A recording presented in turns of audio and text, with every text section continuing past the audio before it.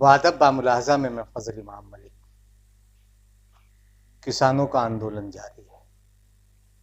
किसान अपनी मांगों को लेकर डटे हुए हैं।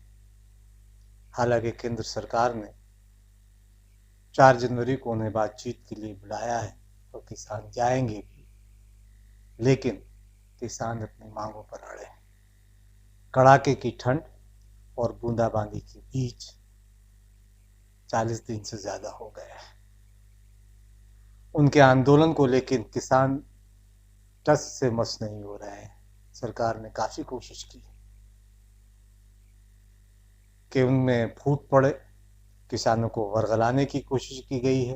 तरह तरह के फर्जी किसानों को खड़ा कर किसान आंदोलन को कमजोर करने की कोशिश की गई, लेकिन किसान अपनी जगह अड़ी है। वो करो और मरो वाली स्थिति में पहुंच गया है। अब किसानों ने आंदोलन को तेज करने की रणनीति बनाई है। हालांकि 30 दिसंबर को बातचीत हुई, 2 मांगे किसानों की मांग ली गई, लेकिन कृषि कानून पर पेच फंसा हुआ है। किसान तीनों कानून रद्द करने की मांग पर अड़े हैं। बातचीत के बीच ही केंद्रीय मंत्री पीयूष गोयल, जो इस पूरी बातचीत के अगुवा हैं, उनका एक वीडियो वायरल हुआ है धमकाता हुआ किसानों को। और जाहिर है कि इससे किसानों में भी गुस्सा है, लोगों में भी गुस्सा है और केंद्र सरकार के रवैये को लेकर भी नाराजगी है, क्योंकि जिस तरह की भाषा का इस्तेमाल पीयूष गोयल कर रहे हैं, इससे सरकार की नीयत को समझा जा सकता है।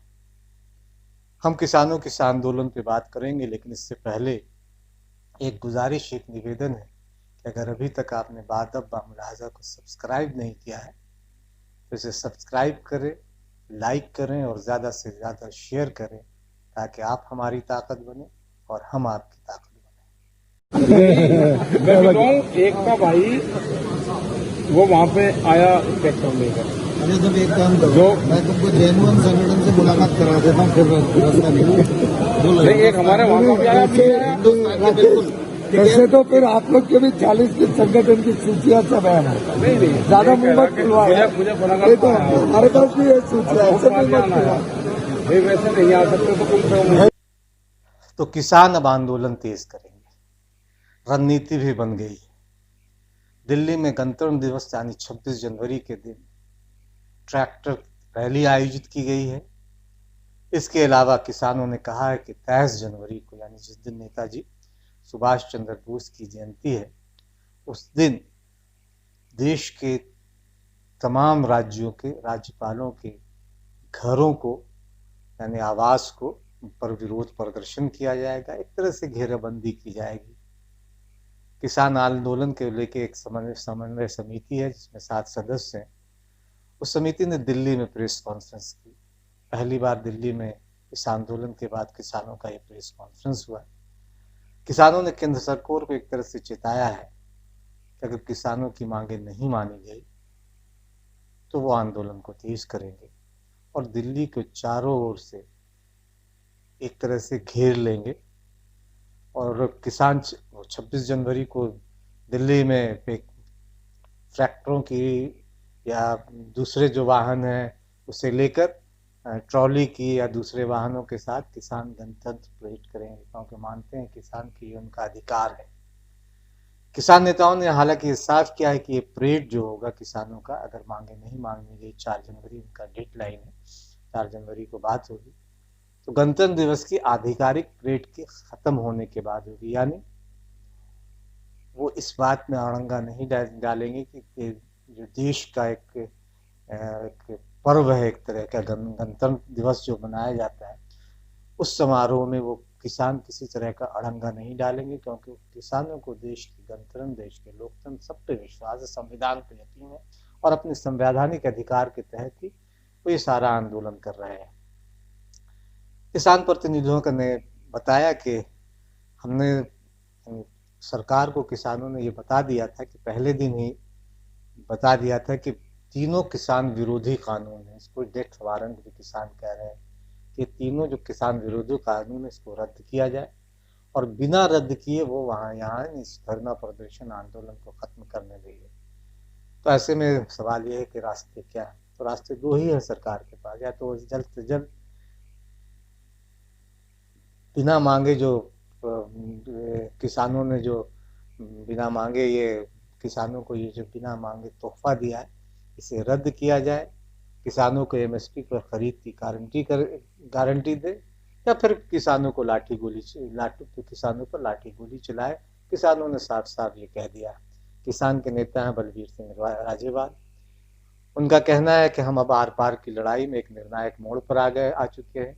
26 जनवरी तक हमारे दिल्ली में डेरा डालने के 2 महीने हो जाएंगे। दिल्ली कूच का जो नारा लगाया था, और बड़ी बात यह है कि धीरे धीरे किसानों का जमावड़ा जुड़ रहा, और लगभग 30-40 लाख किसान पूरे दिल्ली के चारों तरफ बैठे हैं, और दूसरे प्रदेशों में भी किसानों को लेकर एक अलग तरह का माहौल बन रहा है। हालांकि सरकार चाह रही है किसी तरह किसानों के इस आंदोलन को कमजोर किया जाए, लेकिन ऐसा होता दिख नहीं रहा है।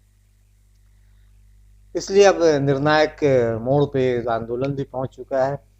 लगभग उसी तरह का आंदोलन जैसे सीए और एनआरसी को लेकर पिछले साल जब लोग इसी तरह से दिसंबर में शाहीन बाग में बैठे थे, उसे लेकर भी तरह तरह की अफवाहें फैलाई गई थी। चैनलों ने इसे अपने अपने चश्मे से देखा था, और इस बार भी इसे अपने अपने चश्मे से देखने की कोशिश कर रहे हैं चैनल, और जो शामिल बाजा हैं सरकार के, वो इसी तरह से देखने की कोशिश कर रहे हैं।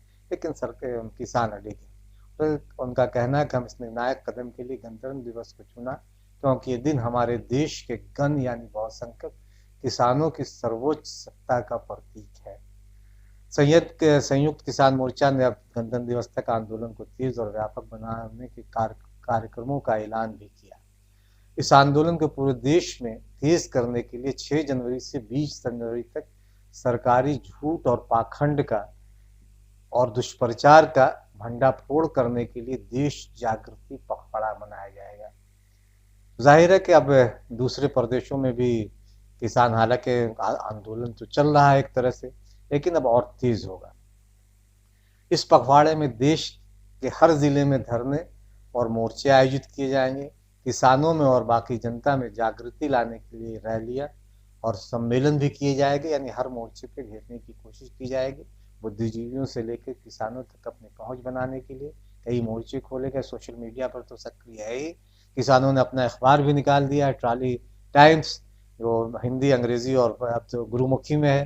जाहिर है कि इससे आंदोलन को एक धार मिली है।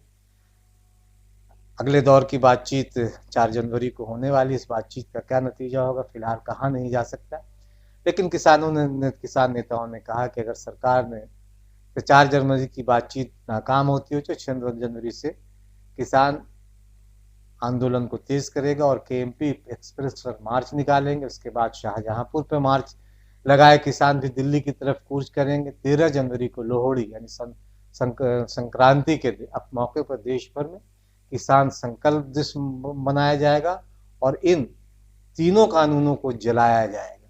यानी इस लोहड़ी के दिन, लोहड़ी पंजाब में और हम यानी नॉर्दर्न इंडिया में बहुत अपने अपने तरीके से पूरे देश भर में अलग अलग तरीके से मनाया जाता है। पंजाब वगैरह और दिल्ली वगैरह के इलाके में लोहड़ी, तो बिहार में मकर संक्रांति के तौर पर मनाया जाता है।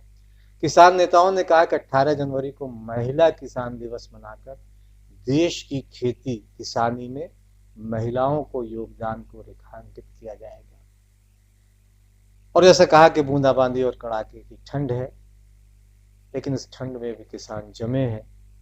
हालांकि करीब 50 से ज्यादा किसानों की मौत ठंड से हो चुकी है। तो आत्महत्याएं भी किसानों ने की। कई युवा, जवान, बच्चे किसानों की मौत हो चुकी है, लेकिन सरकार विचलित नहीं है। और नहीं विचलित है वो शामिल बाजा जो सुशांत सिंह राजपूत के आत्महत्या को लेकर महीनों एक अभियान चलाए हुए थे एक निरीह लड़की के खिलाफ। आज सरकार के खिलाफ बोलने की हिम्मत नहीं है शामिल बाजाओं में। आत्महत्या की है किसानों ने, और जाहिर है कि आत्महत्या के लिए अगर जिम्मेदार है तो ये सरकार है। प्रधानमंत्री नरेंद्र मोदी पर जिम्मेदारी बनती है क्या चैनल, शामिल बाजा या गोदी मीडिया, जो भी नाम देंगे, वो प्रधानमंत्री को जवाबदेह बनाएगी? ये बड़ा सवाल है। आप भी सोचें, हम तो सोच ही रहे हैं, और संभव हो तो बाद मुलाजा को आर्थिक सहयोग भी करें ताकि हम अपने अभियान को और आगे बढ़ा सकें। Raining here at Singhu border, and here you can see the stage of Kisan Mazdoor Sangharsh Committee, and I do need to get inside, get into the tent.